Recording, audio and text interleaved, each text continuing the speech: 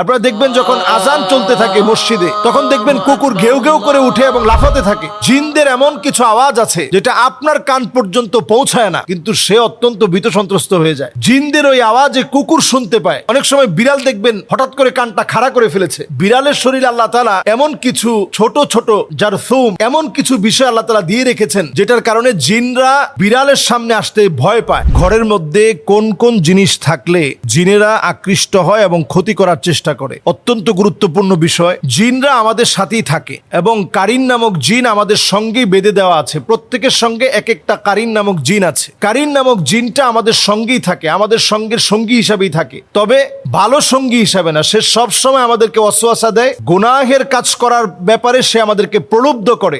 এবার আসুন, ঘরের মধ্যে কোন কোন জায়গায় কোন কোন বিষয়ের কারণে জিন আসে। যেমন ধরুন, আমাদের ঘরের মধ্যে আমরা অনেক সময় জুনজুনি রাখি এবং পর্দাগুলোর ভিতরে এখন স্টাইলিস্ট যে পর্দাগুলো রয়েছে, ওই পর্দাগুলোর ভিতরে আপনি দেখবেন যে জুনজুনি বাজতে থাকে। এগুলো আমরা এখন প্রত্যেকের ঘরে এখন ফ্যাশনেবল এই পর্দাগুলো ব্যবহার করি এবং সেখানে জুনজুনি বাজতে থাকে। নবী সাল্লাল্লাহু আলাইহি সাল্লাম আমাদেরকে সতর্ক করেছেন, লা তাদখুলুল মালাইকা বাইতুন ফিহি জুলজুল। এই যে জুনজুনি অথবা নূপুরের যে আওয়াজ, ছোট ছোট বাচ্চারা নূপুর পরে, পায়ের মধ্যে নূপুরের ঝুনঝুন ঝুনঝুন করে আওয়াজ হয়, এটার কারণে জিনের আকৃষ্ট হয়। আপনি চিন্তাও করতে পারবেন না, খুবই সিম্পল সাধারণ বিষয়, কিন্তু জিনেরা এতে করে আকৃষ্ট হয়, রহমতের ফেরেশতারা চলে যায়। এরপরে আপনার ঘরে অনেক সময় আমরা দেখা যায় ছোট ছোট বাচ্চাদেরকে পেশাব করিয়ে একটা কমোডের মধ্যে পেশাবটা জমিয়ে রাখি, অথবা হাই কমোডে পেশাব করে ফ্লাশ করি না। এই কারণে জিন আপনার প্রতি আকৃষ্ট হয়, ক্ষতি করার চেষ্টা করে। বাউলুন মুনকাতা, হাদিসের মধ্যে বলা হয়েছে যে কোথাও যদি পেশাব জমিয়ে রাখা হয় তাহলে ওই জায়গা জিনের কাছে পছন্দের জায়গা হয়। তাহলে এই জায়গায় পরিষ্কার পরিচ্ছন্নতাকে নিশ্চিত করা। এরপর নবী সাল্লাল্লাহু আলাইহি সাল্লাম আমাদেরকে হাদিসের মধ্যে জানিয়েছেন, জিলদু নামির, বিভিন্ন প্রাণীর চামড়াকে আমরা, মৃত প্রাণীর চামড়াকে আমরা ঝুলিয়ে রাখি।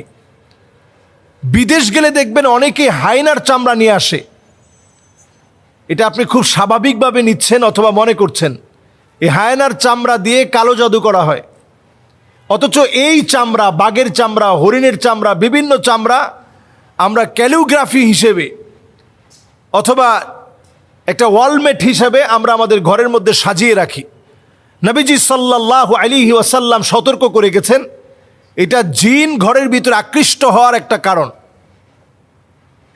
নবী আলাইহিস সালাতু ওয়াস সালাম এরপর আমাদেরকে সজাগ সচেতন করলেন, জিন ঘরের ভিতরে আকৃষ্ট হওয়ার আরেকটা কারণ কাতিউ রাহিম, আত্মীয়তার সম্পর্ক যে ঘরের মধ্যে থাকে না, সন্তান হয়ে মাকে দেখতে পারে না, সন্তান হয়ে বাপকে দেখতে পারে না, সন্তান হয়ে আত্মীয় স্বজনের খবর তো নেয় না, নিজের ভাইয়ের খবর নেয় না, এইরকম ব্যক্তিদের ঘরে দুষ্ট জিনেরা আসে। রহমতের ফেরেশতারা এমন ঘরে থাকে না, দুষ্ট জিনেরা এই ঘরের ভিতরে আসে। এরপর নবী সাল্লাল্লাহু আলাইহি সাল্লামের হাদিস থেকে বোঝা যায় যে ঘরের ভিতরে পুতুল থাকে, তাসাউর, বিভিন্ন রকম মূর্তি থাকে, বিভিন্ন রকমের ছবি থাকে, এই ঘরগুলোর ভিতরে রহমতের ফেরেশতারা আসে না। এরপর হাদিস থেকে বোঝা যায় নবীজি সাল্লাল্লাহু আলাইহি সাল্লাম আমাদেরকে জানিয়ে গিয়েছেন, যেই ঘরের ভিতরে কোরআন তেলাওয়াত থাকে না, ওই ঘরের ভিতরে রহমত থাকে না। ওই ঘরটা একটা নির্জন বাড়ির মতো পড়ে থাকে, যে ঘরটার মধ্যে কোরআনুল কারীমের তেলাওয়াত হয় না। এজন্য ঘরের ভিতরে কোরআনুল কারীমের তেলাওয়াতকে ইনশিওর করা। প্রয়োজনে আপনি মোবাইল থেকে কোরআনুল কারীমের তেলাওয়াতকে ছেড়ে রাখুন, প্লাগ ইন কোরআন, সার্বক্ষণিক কোরআন তেলাওয়াত চলতে থাকে। এই ধরনের ডিভাইসগুলো এখন পাওয়া যায়। আপনি কোরআনুল কারীমের তেলাওয়াত আপনি ছেড়ে রাখেন, লাউডলি ছেড়ে রাখেন এবং শোনার চেষ্টা করেন। কোরআনুল কারীম তেলাওয়াত যখন বাজবে তখন অন্যমনস্ক না থেকে শোনার চেষ্টা করেন। সন্তানদেরকে অভ্যস্ত করেন। বাসার ভিতরে যখন খুব লাউডলি মিউজিক বাজানো হয়, এটা জিনদের আখড়ায় পরিণত হয়। এজন্য মিউজিককে বাসা থেকে একেবারে নিষিদ্ধ করে দেন।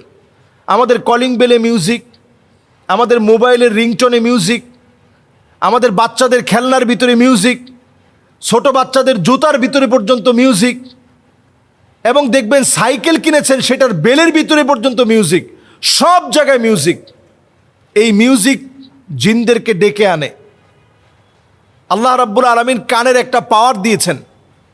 কুকুর কিন্তু আমার মতো শুনে না, বরং ছোট্ট মৃদু একটা আওয়াজ আছে যেটা কুকুরকে ভীত সন্ত্রস্ত করে ফেলে।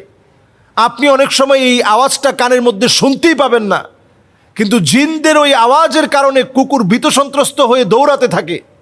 আপনারা দেখবেন যখন আজান চলতে থাকে মসজিদে, তখন দেখবেন কুকুর ঘেউ ঘেউ করে উঠে এবং লাফাতে থাকে। তখন জিনেরা কুকুরের মুখ দিয়ে প্রবেশ করে পিছনের পথ দিয়ে বের হওয়ার কারণে প্রচণ্ড ভীত সন্ত্রস্ত হয়ে কুকুর লাফাতে থাকে। ওই আওয়াজ, ওই সময়ের সিচুয়েশন, জিনদের এমন কিছু আওয়াজ আছে যেটা আপনার কান পর্যন্ত পৌঁছায় না, কিন্তু সে অত্যন্ত ভীত সন্ত্রস্ত হয়ে যায়। জিনদের ওই আওয়াজে কুকুর শুনতে পায়। অনেক সময় বিড়াল দেখবেন হঠাৎ করে কানটা খাড়া করে ফেলেছে। বিড়ালের শরীরে আল্লাহ তাআলা এমন কিছু ছোট ছোট জারথুম, এমন কিছু বিষয় আল্লাহ তাআলা দিয়ে রেখেছেন যেটার কারণে জিনরা বিড়ালের সামনে আসতে ভয় পায়। ছোট ছোট পাখি আমরা লালন পালন করি, কাকাতুয়া, লাভবার্ড, টিয়া পাখি, কবুতর, ময়না, এ জাতীয় অনেক পাখি আমরা এখন লালন পালন করি। কিছু প্রকারের পাখি আছে যেগুলোকে জিন প্রচণ্ড ভয় পায়। এদের দিকে আকৃষ্ট হয়ে আসতে নিয়ে ভয়ে ভীত সন্ত্রস্ত হয়ে জিন চলে যায়। কিছু পাখি ঘরের মধ্যে বরকত নিয়ে আসে। এজন্য পাখিগুলোকে যদি আমরা লালন পালন করতে চাই, তাদের হক ঠিক রেখে, খাবার দাবার ঠিক রেখে লালন পালন করতে হবে। ঘরগুলোকে প্রতিনিয়ত কোরআনুল কারীমের তেলাওয়াত ছেড়ে দিয়ে বরকতে পূর্ণ করতে হবে। কুকুর থাকলে ঘর থেকে বের করে দিতে হবে। যদি ঘরের ভিতরে বড় বড় পুতুল থাকে, এগুলোকে সরিয়ে ফেলতে হবে। আত্মীয়তার সম্পর্ক না থাকলে বৃদ্ধি করা লাগবে। যত রকমের মিউজিক, জুনজুনি সহ যা আছে, এগুলো ঘর থেকে সরাতে হবে। আল্লাহ রাব্বুল আলামিন আমাদেরকে বোঝার তৌফিক দান করুক। আসসালামু আলাইকুম ওয়া রাহমাতুল্লাহি ওয়া বারাকাতুহু।